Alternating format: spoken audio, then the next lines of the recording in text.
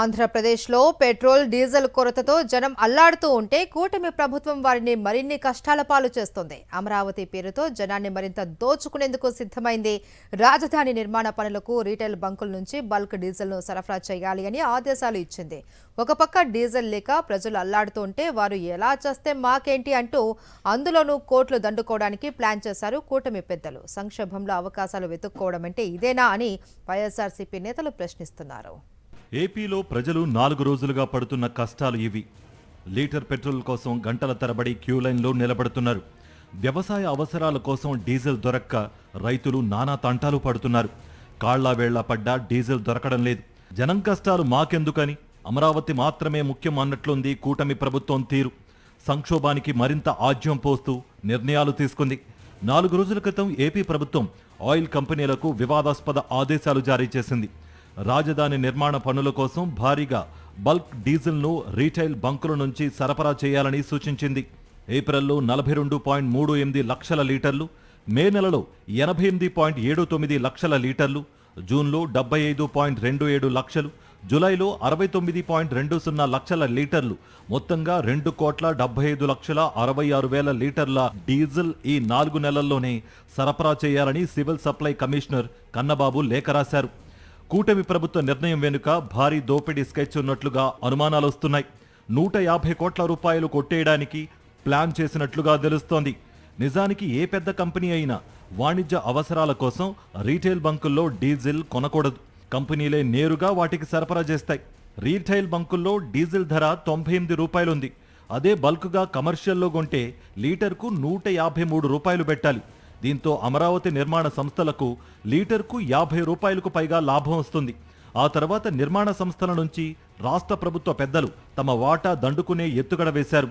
సామాన్య ప్రజల కష్టాలను కూడా తమ జేబులు నింపుకునేందుకు వాడుకున్నారు. నిర్మాణ సంస్థలు పెట్రోల్ బంకుల నుంచి నేరుగా డీజిల్ కొనుగోలు చేయకూడదన్న రూల్ను ఇలాంటి సంక్షోభ సమయంలో రాష్ట్ర ప్రభుత్వమే ఎత్తివేయాలనుకోవడం దారుణం. ఏపీ ప్రభుత్వ నిర్ణయాన్ని కేంద్రం తప్పుపట్టింది. సివిల్ సప్లై కమిషనర్ ఆదేశాలపై కేంద్ర ప్రభుత్వ కార్యదర్శి నీరజ్ మిట్టల్ అభ్యంతరం వ్యక్తం చేశారు. రీటైల్ బంకుల్లో నేరుగా వాహనాలు, కంటైనర్లలో 200 లీటర్లు నింపేందుకే అనుమతి ఉంటుందన్నారు.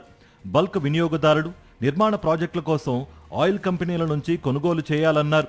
రీటైల్ అవుట్లెట్లకు కేటాయించిన డీజిల్ను ప్రజలకు కాకుండా ఇలాంటి సంస్థలకు సరఫరా చేయడం నిబంధనలకు విరుద్ధమన్నారు.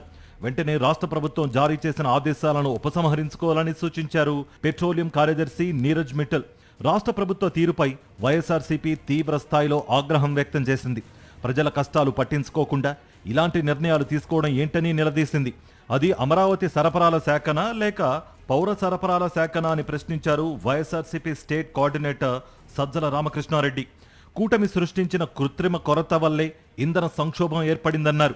ఈరోజు ఏ చిన్న క్రైసిస్ వచ్చినా దాన్ని పెంచడం, దాని ద్వారా ప్రజలకు చేరాల్సినవి కానీ నార్మల్గా రావాల్సిన వాటిని అడ్డం కొట్టడం, కమిషన్ల రూపంలోనూ లేదా ఎక్స్ట్రా ప్రాఫిట్ దాంట్లో ఎట్లా సంపాదించాలి, బ్లాక్లో అమ్ముకొని బ్లాక్ మార్కెటింగ్ ఎట్లా చేసుకోవాలనేది దానికి సంబంధించిన వ్యవస్థ ఈ 2 ఏళ్లలో పూర్తిగా పక్కాగా తయారయ్యాయి. మధ్య దళారీలు కానీ, బ్లాక్ మార్కెటీర్లు కానీ, అక్రమ నిల్వదారులు కానీ వీళ్ళు తయారయ్యారు.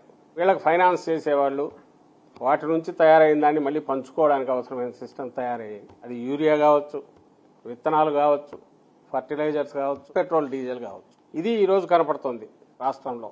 కాదని ఎవరన్నా అనగలరా? 2 వీలర్కి అయితే 2 లీటర్లు, 4 వీలర్కి అయితే 20 లీటర్లు ఎంతో ఇస్తున్నాడు. ఎవరు వెహికల్ తీసుకుని బయటకు పోవాలంటే పోయే సాహసం చేయకుండా ఇది దొరికితే 70% మూతపడినాక అది మాత్రం ఎక్కడ దొరుకుతుంది? క్రైసిస్ క్రియేట్ చేశారు, క్రైసిస్ పెంచి పోషిస్తున్నారు.